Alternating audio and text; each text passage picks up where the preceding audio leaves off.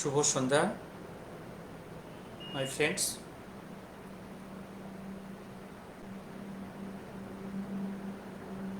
Am I audible? Am I visible?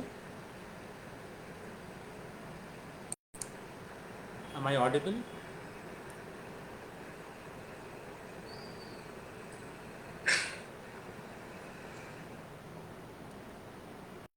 Am I audible?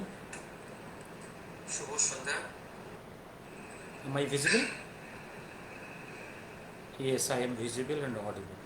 Am I audible? আমার হ্যান্ডসেটের সাউন্ডটা কমাচ্ছি।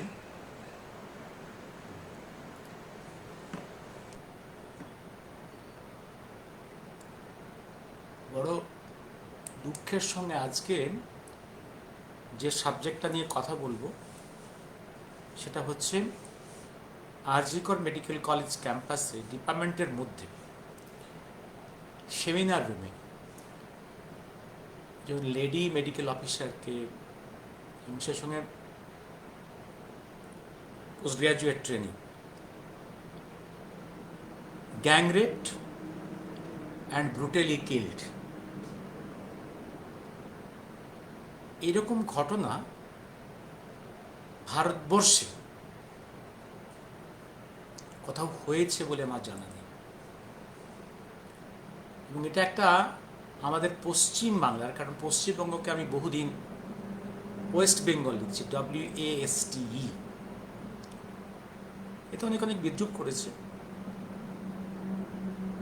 পশ্চিম বাংলায় সমাজে ক্রাইমস বিভিন্ন স্তরে কীভাবে ঢুকে পড়েছে step by step, even medical কলেজগুলোতে। আমি প্রত্যক্ষভাবে জানি এবং পরোক্ষভাবে অনেক কিছু জানি। আমার দীর্ঘ 50 ইয়ার্সের মেডিকেল ক্যারিয়ারের আমি একটানা 18 বছর কাটিয়েছি for my MBBS and MS, and also initial part of my service as acting RMO cum clinical tutor 18 বছর কাটিয়েছি এনআরএসে। I have faced personally the criminals.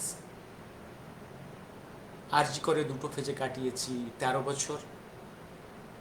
I have to face criminals there, and criminals many time in the uniform of doctors. কাটিয়েছি পিজিতেও দুটো ফেজে কয়েক বছর কাটিয়েছি, প্রায় 15 বছর মেডিকেল কলেজে।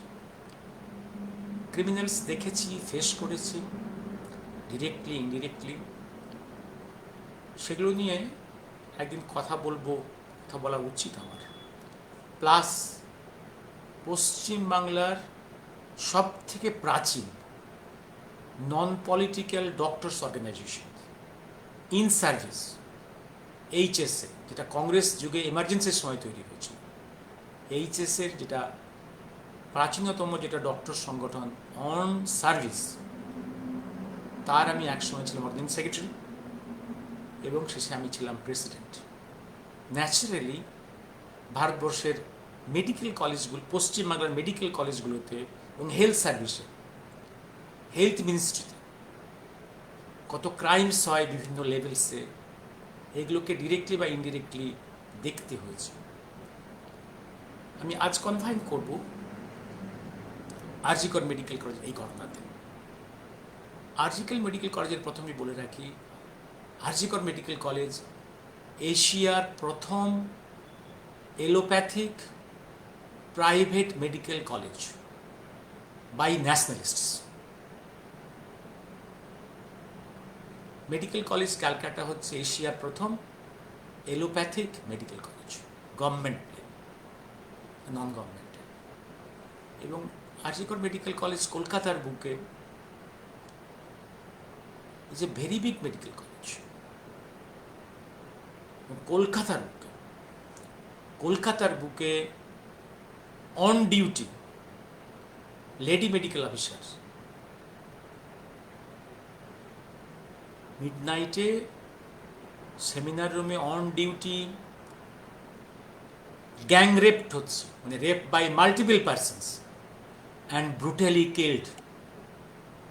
আমি বললাম আমার এক্সপিরিয়েন্সের ব্যাকগ্রাউন্ডটা বললাম, আমি কংগ্রেস জামানার এমার্জেন্সি থেকে আমি আমার স্টুডেন্ট ক্যারিয়ারে যখন এমবিবিএস আমি এনআরএস মেডিকেল কলেজে থেকে আমি ক্রিমিনালদের দেখেছি directly and indirectly. That is one character. তারপরে সিপিএমের জামানায় যখন আমি ইন সার্ভিস 34 ইয়ার্স সিপিএম জামানায় আমি 3 জন ডাক্তারকে খুন হয়েছে এই কেসগুলো সম্বন্ধে ন্যাচারালি আমি ওয়াকিবহাল। বিশেষ করে ডক্টর চন্দন সেনের মার্ডার। চন্দন সেন আমার একই ডিপার্টমেন্টের, আমরা সার্জারিতে ছিলাম, একই বসের আন্ডারে আমরা এমএস করেছি, একই ইউনিটে কাজ করতাম। চন্দন সেনের কেসটা আমি জানি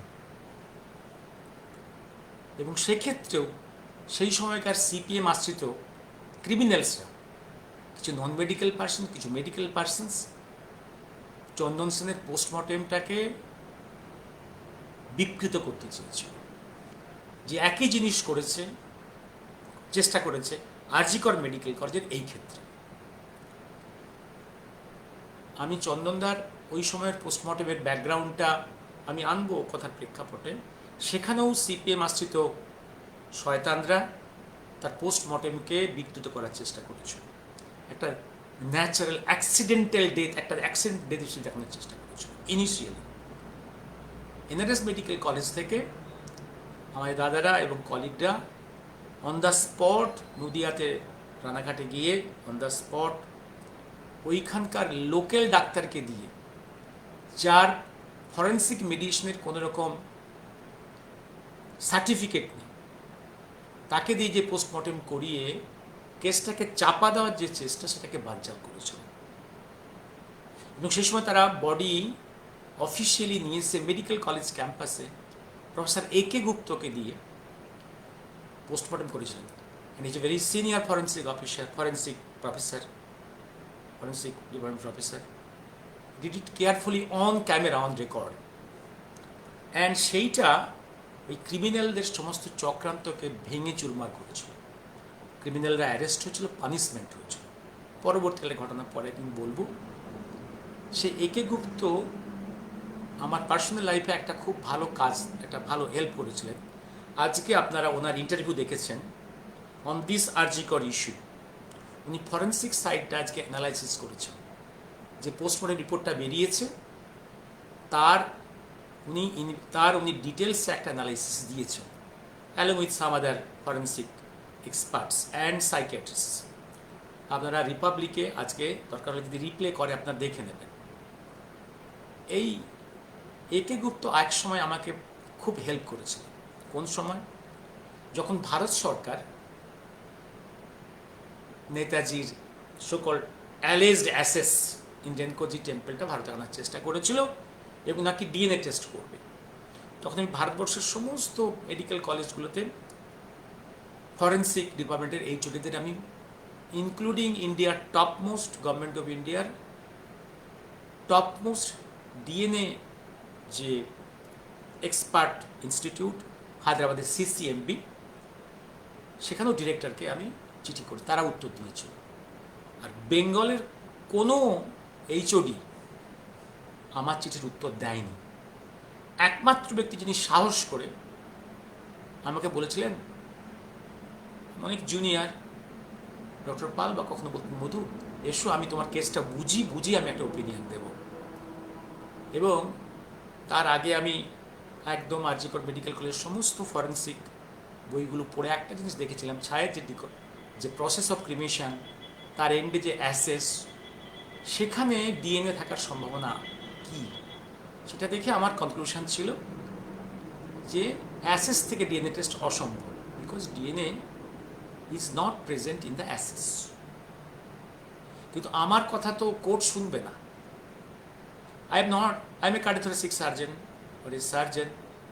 It needs a direct writing in any forensic textbook. কিন্তু এই ল্যাঙ্গুয়েজে তো লেখা নেই এটা। ওখানে কম্পোজিশন লেখা আছে, প্রসেস লেখা আছে, সব কিছু, কিন্তু এই কথা পরিষ্কার করে লেখা নেই যে অ্যাসিড ডিএনএ টেস্ট সম্ভব না। সেই জায়গা আমি যখন রেনকোজি থেকে ফিরলাম জাপান থেকে, রেনকোজি টেম্পেলের সেই কন্টেন্টসের ছবিগুলো নিয়ে স্যারের কাছে পৌঁছলাম। উনি পরিষ্কার লিখে দিলেন, দেখো এরকম যে বোনসগুলো আছে ছবিতে, এরকম bones is unusual in the end of the cremation. Number 2, whatever, even this is not, DNA test is not possible after such cremation. হাতে লিখে দিলেন, that I deposited in the court and the commission. এই হচ্ছে personal encounter ওনার সঙ্গে। আর একটা চন্দন সেনের সময়, একটুকে বললাম বোধ হয়, চন্দন সেনের সময় উনি একদম হেল্প করেছিলেন। ডেড বডির উনি একদম পোস্টমর্টম করে যেটা লিখলেন, তাতে ক্রিমিনালদের সমস্ত শয়তানিগুলো আর এগোতে পারল না, এবং দ্য ক্রাইমস ওয়ার এক্সপোজড। এক্ষেত্রেও আজকে যে ডিসকাশন হয়েছে, আমি সেক্ষেত্রে একটা জিনিস বলে রাখি, এই যে ডেড বডি যেটা পাওয়া গেছে, যার নাম দেওয়া হয়েছে অভয়া, বাংলার অভয়া, লেডি ডক্টর, আরজিকর মেডিকেল কলেজে, এইখানে যে ডেসক্রিপশনসগুলো আসছে দেখুন, অ্যাক্সিডেন্টাল ডেথ এটা নয়, সুইসাইড নয়। প্রথমে পুলিশ এবং কলেজ কর্তৃপক্ষ সুইসাইড বলে চালানোর চেষ্টা করেছে, তাড়াহুড়ো করে একটা নিজেদের মতো করে পোস্টমর্টম করে ক্রিমেট করার চেষ্টা করেছে, ছেলেরা রুখে দাঁড়িয়েছে। তারপরেই ব্যাপারটা অন্যদিকে টার্ন দিয়েছে। পোস্টমর্টম করার সময় অনেকেই ছিল, তারা প্রথম একদম হ্যান্ডরাইটিং পোস্টমর্টম যে রিপোর্টটা ওরা ছবিতে ক্যামেরায় বন্দি করে ওটা ভাইরাল করেছে। আর লুকোবার কিছু নেই, লুকোবার কিছু নেই। এইবার সেখানে যে ডেসক্রিপশন আছে, তাই নয়, এখনো পর্যন্ত কিন্তু সিসিটিভির ক্যামেরার কন্টেন্টটাকে গভর্নমেন্ট লুকিয়ে রেখেছে, সেটাকে ওরা ডিস্টর্ট করছে। কারণ যদি ডিস্টর্ট না করার চেষ্টা করে থাকে বা ডিস্ট করে থাকে, লুকিয়ে রাখার কোনো প্রশ্ন আসে না, ডিস্টর্ট করছে। এবার আসছি এই যে বডি, আজকে পরিষ্কার ফরেন এক্সপার্টরা চোখ এক্সপ্লেন করেছে যে চোখ দিয়ে রক্ত বেরিয়েছে, মুখ দিয়ে রক্ত বেরিয়েছে, তার কারণ ওরা একজন গলাটা, এই গলাটা খুব জোরে চেপেছিল। দুটো জিনিস হয়, এই যে venous return from the head neck region fail to return to heart, congestion হয়, প্রেশারে রক্তগুলো ক্যাপিলারি বেড ফুটো করে ফ্যারেঞ্জিয়াল মিউকোসা এবং আইস কনজাংটিভা থেকে ফেটে বেরিয়ে আসে। আইয়ের ব্লিডিং এবং মুখের ব্লিডিং, নোজের ব্লিডিং এক্সপ্লেইনড। কেউ এবং যে এইটা জোরে চেপে ধরবে, তার পক্ষে, সেই ক্রিমিনালের পক্ষে আর অন্য কোথাও পায়ে বা কোমরে আঘাত করা সম্ভব নয়, কারণ ইট নিডস এ স্ট্রেংথ। তার পক্ষে একই সঙ্গে পায়ে আঘাত করা, নিম্নাঙ্গে আঘাত করা, ভেজাইনায় আঘাত করা, এটা সম্ভব নয়, সম্ভব নয়। এটা এখানে একজন। আরেকজন দেখুন, যে পেলভিসের ডেসক্রিপশনস, পেলভিস ব্রেক, পেলভিস ব্রেকটা যা ন্যারেটিভগুলো আসছে, দুপাশ থেকে দুজন এই লেডি ডক্টরের পাটাকে দুদিকে ডাইভারজেন্ট ওয়েতে টেনে ধরেছে যাতে রেপটা সম্ভব হয়। তাহলে অন্তত দুজন দুপা ধরে টেনেছে এবং সেই সঙ্গে রেপ হয়েছে, পেনিট্রেশন হয়েছে। তাহলে মিনিমাম দেখা যাচ্ছে এখানে দুজন লাগবে, আর রেপ করতে একজন ওই সময়। এবার maybe one after another rape করেছে। রেপের একটা পার্ট মেবি এবং ডেফিনেটলি বিফোর ডেথ, একটা পার্ট আফটার ডেথ। কারণ একটা রিপোর্ট আসছে বিভিন্ন সোশ্যাল মিডিয়াতে যে মাল্টিপল সিমেন পাওয়া গেছে, সেটা এখনও অফিসিয়ালি আমি কোথাও দেখিনি, বাট যেটা দেখছি, যেটা পোস্টমর্টমের যে রিপোর্টটা, যেটা already government is not denying, সেখানে কিন্তু পেলভিসের এই যে ব্রেক, ইলিয়াক বোনসের ব্রেক, এটা একটা বড় হ্যামার দিয়ে ভাঙা অথবা দুপাশ দিয়ে বড় টান বা আঘাত একাধিক লোকের পক্ষে, ভেরি শক্তিশালী লোকের পক্ষে না হলে এটা সম্ভব না। আর সিমেন ইন দ্য ভ্যাজাইনা, এটা only in a penetration, a complete পেনিট্রেশনে সম্ভব। তাহলে there are multiple persons in the scene and multiple, এবং শুধু তাই নয়, এবং এবং এবং এবং এবং রেপ অ্যান্ড কিলিং একটা জায়গায় এইরকম জিনিস কি করে সম্ভব? কখন? রেপ অনেক সময় হয়, কিন্তু রেপ হতে পারে বিভিন্ন কারণে, কিন্তু রেপ করে কিলিং, মাল্টিপল লোকের সে রেপ জয়েন্টলি, এটা তখন সম্ভব একটা টিম ওয়ার্ক, অর্থাৎ একটা team with a common N এগিয়েছে। অর্থাৎ এই মহিলার উপরে কয়েকজন লোকের অনেক রাগ ছিল, ঘৃণা ছিল, অনেক পেন্টআপ অ্যাঙ্গার ছিল। সেটা কি কি হতে পারে, কি কারণে হতে পারে? আর একটা জিনিস, তার মা যেটা বলছে মিডিয়াতে, যে আমার মেয়ে কয়েকবার বলেছে আমার আরজি কর মেডিকেল কলেজে যেতে আর ভালো লাগছে না।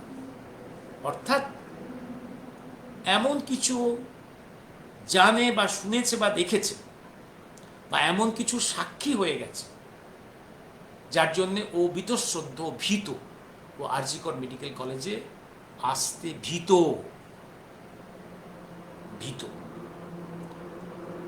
তাহলে ঘটনাটা হঠাৎ নয়, বহু আগে থেকে ঘটছে। একটা কিছু দেখেছে, বা একটা কিছু দেখে ফেলেছে, বা জানে, যেটা এক্সপোজড হয়ে গেলে criminals who are ruling in the campus of the RG Kar medical college, তাদের ক্ষতি। তাই মাল্টিপল লোককে ইনভলভ করানো হয়েছে। আর এত বড় রেপ এবং খুন কখনো কোনো সুস্থ লোকের পক্ষে সম্ভব নয়। একদম কিছু মাথার লম্পট লোকের দরকার হয়, আর কিছু প্ল্যানার্সের দরকার হয়। এই প্ল্যানার্সরা may not be in the scene, প্ল্যানার্সরা বিহাইন্ড থেকে কাজ করছে। আচ্ছা, এই এত বড় যে একটা সংগঠন মাল্টিপল লোকের হলো, নিঃসন্দেহে ভেতরের লোক আছে। কারণ 4তলা সেমিনার রুমে কখন সে অন ডিউটিতে সবাই মিলে গিয়েছে যাতে না, এবং এমন কিছু লোক প্রবেশ করেছে যাদেরকে লোকে জানে যে এরা এখানে আপ ডাউন করে, এখানে এরা পরিচিত, তাই বাইরে থেকে কেউ সন্দেহ করেনি, বাধার সৃষ্টি করেনি। মানে পরিচিত, দে আর ফ্রিকোয়েন্টার্স। তারা কারা? আর এই যে লোকটা যাকে ধরা হয়েছে, যার নাম নাকি সঞ্জয় রায়, এই লোকটা তো কি সিভিক ভলেন্টিয়ার? তার তো ডিউটি অন্য কোথাও। সেখানে রাত কাটায় কি করে? সেই ক্যাম্পাসে ঘুরে বেড়ায় কি করে? মাসের পর মাস থাকে কি করে? কার মদতে? কার মদতে? আর ইনসাইডসদের মদত ছাড়া তার এই presence for a long period, for days and week সম্ভব না। কারণ এই রকম একটা ক্রিমিনাল, যার নাকি 4বার বিয়ে হয়েছে, অনেক ক্রাইমস করেছে, অনেক এফআইআরস আছে, অন্য কোথাও সে সিভিক ভলেন্টিয়ার, সে টাকা তুলে লোককে লোক দেখায় চাকরি পাইয়ে দেবে। ভাই, এটা সমাজে সম্ভব কখন? এটা পলিটিক্যাল একটা আমব্রেলার মধ্যে আছে, একটা ক্রিমিনাল পলিটিক্যাল আমব্রেলার মধ্যে আছে। কালীঘাট ক্ষেত্র কীরকম জানেন আপনারা? সেখানে কার রাজত্ব? এইগুলো পরপর ভাবুন।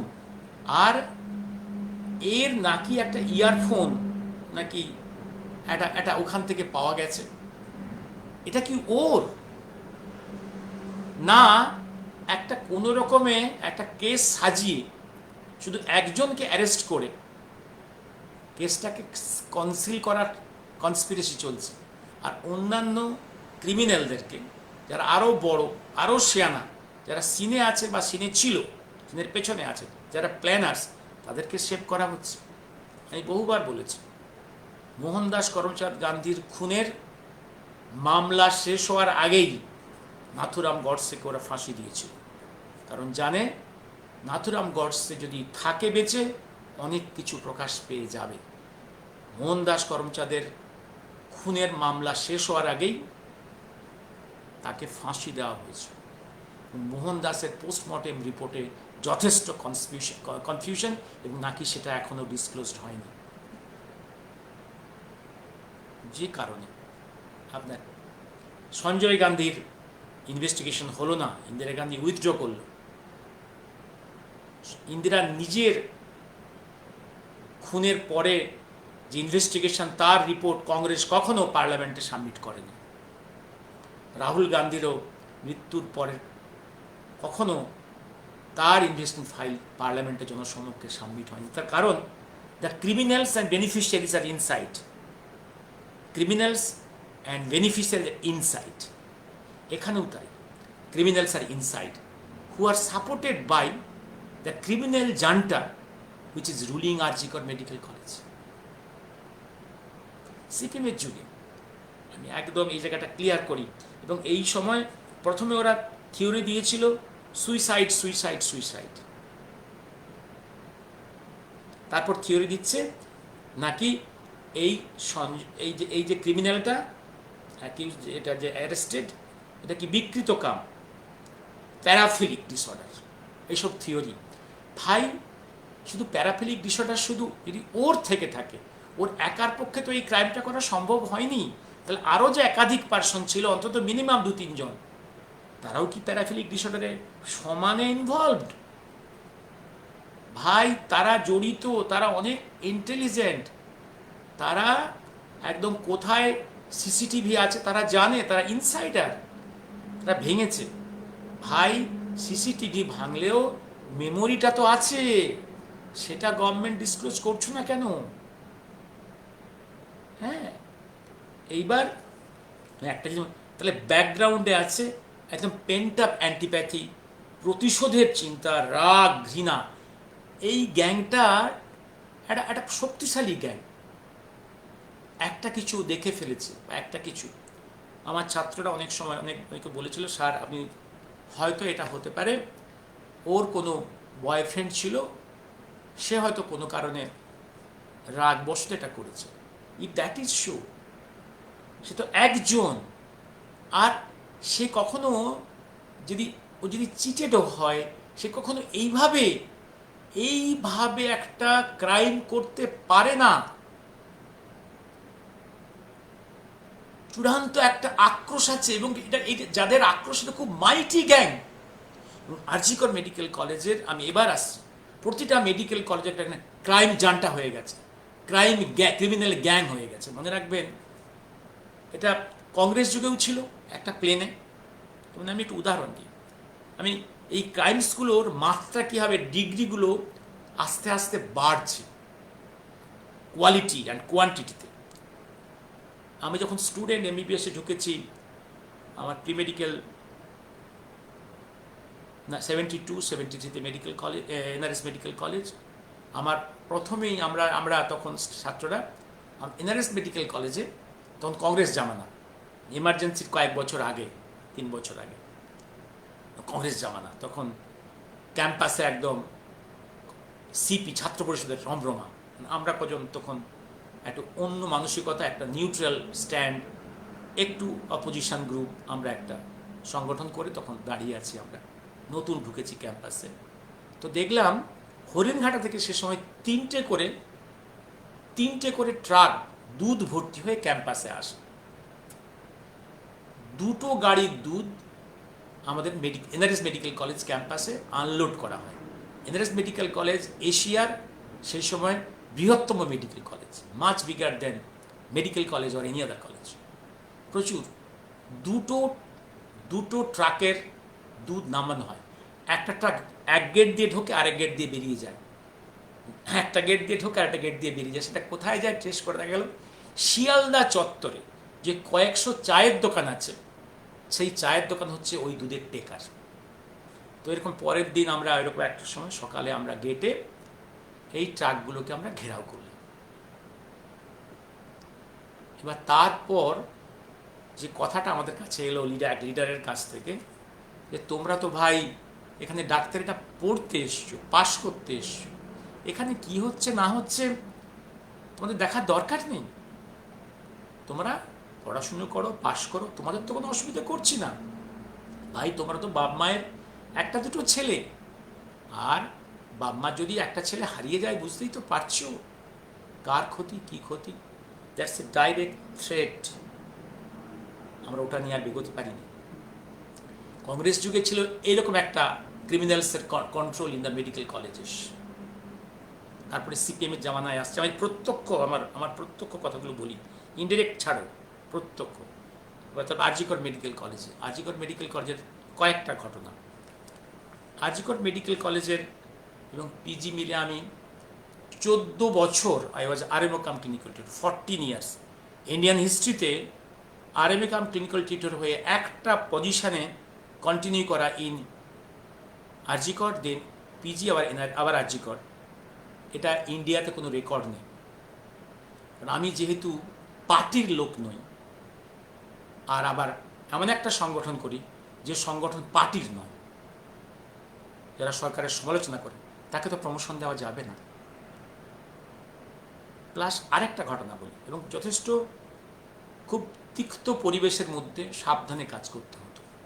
আর যারা তার আগেই আমাদের যে অরিজিনাল এইচএসএ, হেলথ অ্যাসোসিয়েশন, যেটা আদিমতন ডাক্তারদের সংগঠন ইন সার্ভিস, সেটাকে ভেঙে সব চলে গেছে সিপিএম আশ্রিত সংগঠনে, তার নাম এইচএসডি, সব এইচএসডি নাম লিখিয়ে দিয়েছে।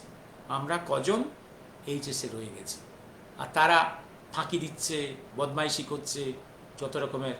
এবং সেই সময় সমস্ত এইচওডিকে ওই সিপিএমের সংগঠনের কথা শুনতে হতো।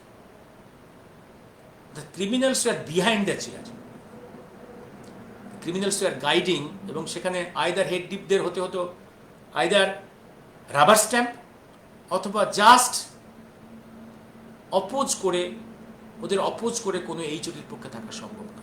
ইভিন প্রিন্সিপালস এবং সুপার এবং প্রিন্সিপালসরা সমস্ত পার্টির, একদম পার্টির লোক হয়ে গেল, তার মধ্যে কাজ করতে হয়েছে।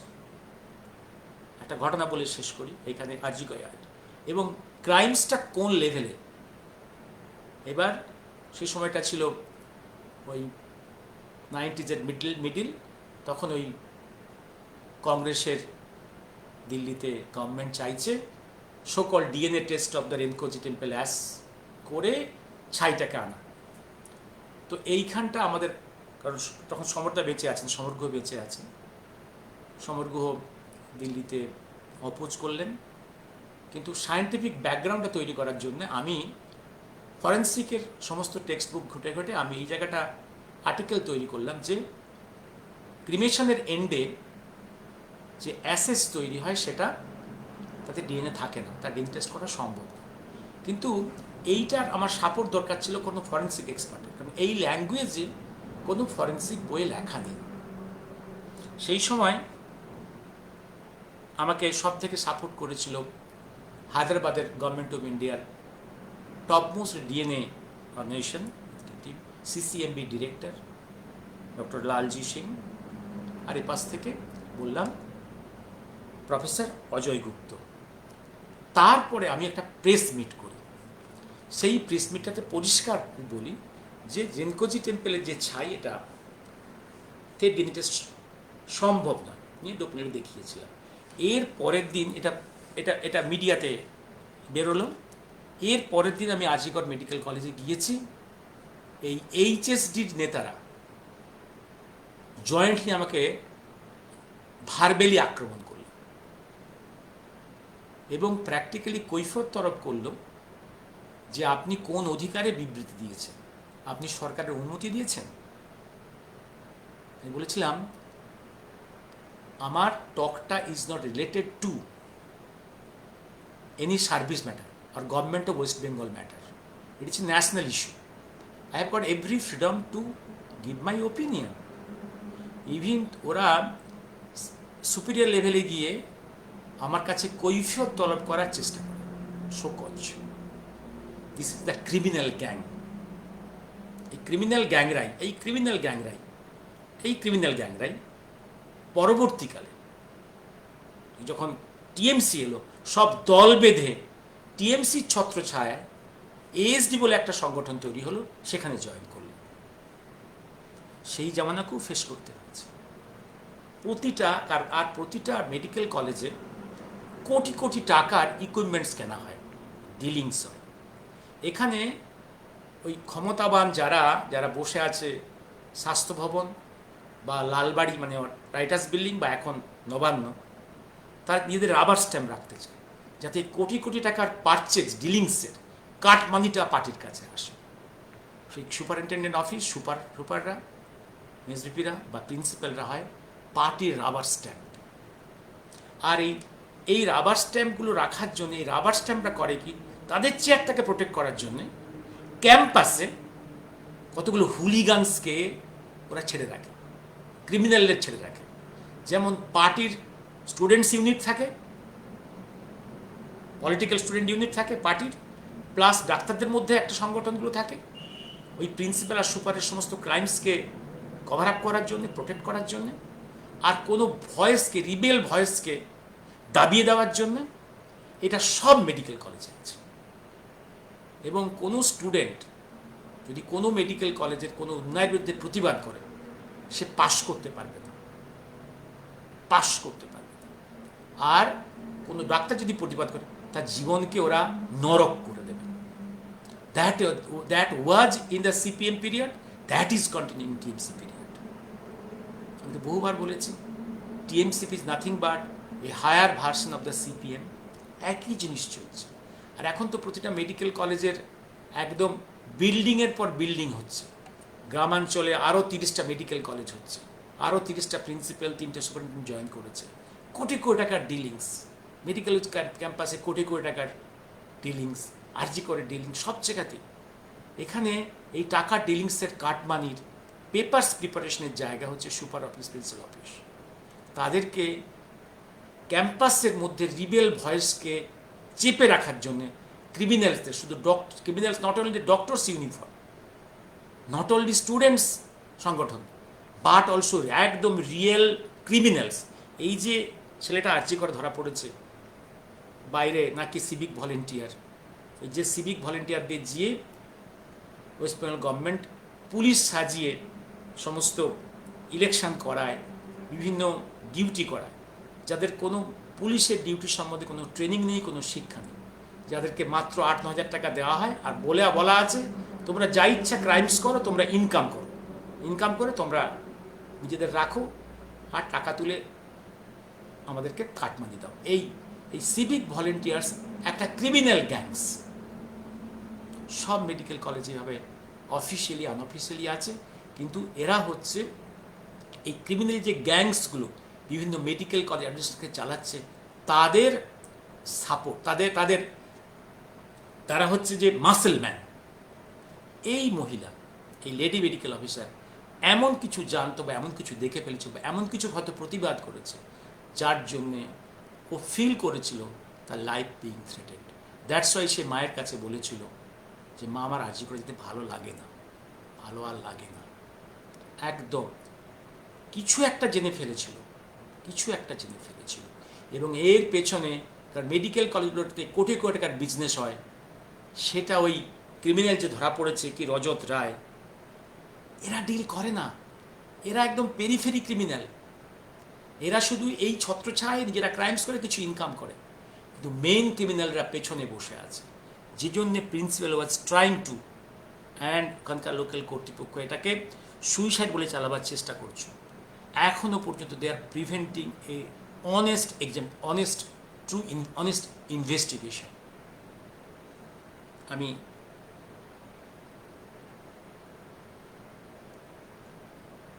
কতক্ষণ বলেছি, আমি আর আজকে বলবো না। আমি একটা ভয়ঙ্কর, এবং আরেকটা জিনিস বলি, আমি 34 ইয়ার সিপিএম রাজত্বে আমি তিনটে মেডিকেল ডক্টরকে আমি খুন হতে দেখেছি।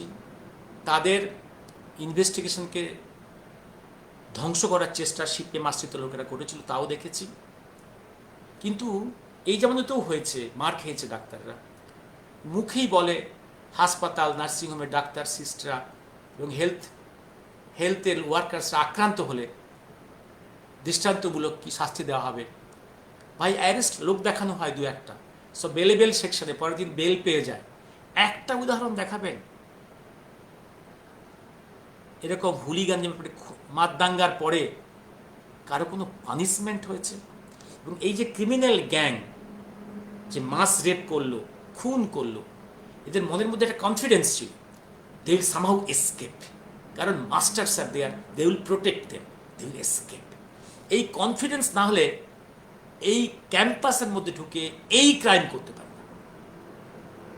অর্থাৎ তাদের মধ্যে এই কনফিডেন্স ছিল They are very close to the criminal junta which is ruling and administering this Arjikar Medical College. এটা পরিষ্কার, এটা পরিষ্কার। এরকম ক্রিমিনাল জান্টা সব ক্যাম্পাসে আছে, সব ক্যাম্পাসে আছে। এবং এই পাপ আজকের নয়, কারণ আমরা প্রতিবাদ করতে ভুলে গেছি। আমরা ডাক্তাররা নিজেদের স্বার্থে সরকারের অন্যায়ের প্রতিবাদ করতে ভুলে গেছি। এই প্রতিবাদ তবু কংগ্রেস জামানায় কিছু কিছু হয়েছে, যে জন্যে এইচএসএ তৈরি হয়েছিল।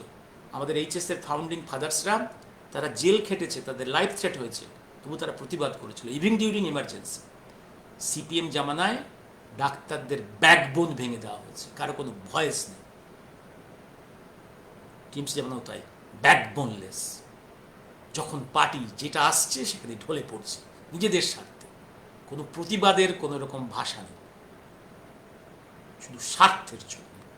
এবং এই প্রতিবাদহীনতা জন্যে ক্রাইমসগুলো এত সহজে গ্রো করছে। কারণ ক্রিমিনালরা জানে তাদের ক্রাইমস কখনো এক্সপোজড হবে না, তারা কখনো অ্যাকিউজড হবে না, তারা কখনো ধরা পড়বে না। এটা আমাদের প্রতিবাদহীনতার জন্য, এটা আমাদের কাপুরুষতা। এটা আজকে এই যে ডাক্তার কুন্দরিতে আমার মেয়ের বয়সী হবে, কন্যা সম, এটা প্র্যাকটিক্যালি আমার ছাত্রের ছাত্রী এরা। এটা আমাদের প্রতিবাদহীনতার। আমরা প্রথম থেকে ক্রাইমসের এগেনস্টে কথা বলিনি। প্রতিটা ক্যাম্পাসে ক্রিমিনাল জান্টা তৈরি হয়ে আছে। সেই জন্য এবং আজকে যে ঘটনা ঘটছে, আমি বলছি ভারতবর্ষের কোনো মেডিকেল কলেজ ক্যাম্পাসের মধ্যে লেডি ডাক্তার গ্যাংরেপড হয়ে খুন হয়েছে এর কোনো উদাহরণ নেই। ডাক্তার খুন হয়েছে, ক্যাম্পাসের বাইরে হয়েছে, ক্যাম্পাসের মধ্যে এবং কলকাতা শহরে আরজিকরের মতো একটা ক্রাউডেড জায়গাতে অন ডিউটি গ্যাংরেপ এবং খুন। তাকে আবার কর্তৃপক্ষ চাপা দেওয়ার চেষ্টা করছে। এই নির্লজ্জতার কোনো উদাহরণ নেই। আমরা পশ্চিম বাংলার ওয়েস্ট বেঙ্গল WAST, এই বেঙ্গলে আমরা একটা মেডিকেল কলেজ ক্যাম্পাসের মধ্যে গ্যাংরেপ করে খুন করে, এটা একটা ক্রাইমসের হিস্ট্রিতে একটা নতুন পালক অর্জন করলো পশ্চিম বাংলা, ওয়েস্ট বেঙ্গল। এই কৃতিত্ব ভারতবর্ষের কোনো রাজ্যের নেই। এটা একটা নিউ অ্যাচিভমেন্ট।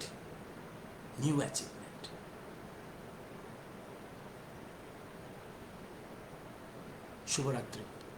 চূড়ান্ত আক্রোশ অভয়াকে মারা হয়েছে, নিশ্চয়ই করে সে কিছু বড় ঘোটালা জেনে ফেলেছিল। সব্যসাচী, জয়দেব। এবং রিয়েল ক্রিমিনালদের হাইড করছে।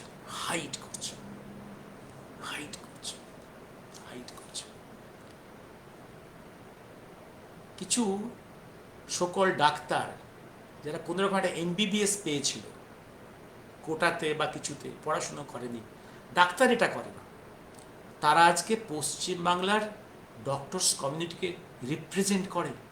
এর থেকে লজ্জার কিছু নেই। একটা জ্যান্ত ক্রিমিনাল, তারা একটা মেডিকেল কলেজকে কন্ট্রোল করে, কোটি কোটি টাকার কাটমানি যায় এই লেভেলসে। জ্যান্ত ক্রিমিনাল ওগুলো, না পেছনে একটা ডাক্তার লেখে, এগুলো জ্যান্ত ক্রিমিনাল। ওরা সকল advisory body, management body chairman হয়ে বসে থাকে। এগুলো জ্যান্ত ক্রিমিনাল। সবই আশীর্বাদের, আন্ডার ইন্সপিরেশন আর আশীর্বাদ। এই প্রতিবাদটা ভয়ঙ্কর হওয়া উচিত। আমরা পশ্চিমবাংলা থেকে যে ঘটনা ঘটালাম, এটা পশ্চিমবাংলার ক্রাইম হিস্ট্রিতে, কেন ভারতবর্ষের ক্রাইম হিস্ট্রিতে, এটা পশ্চিমবাংলার জন্য একটা বিশাল সাফল্যের ফলক।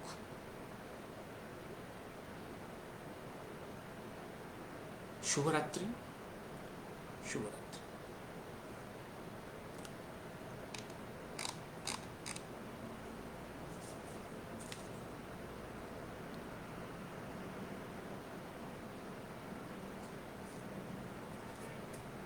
শুভরাত্রি।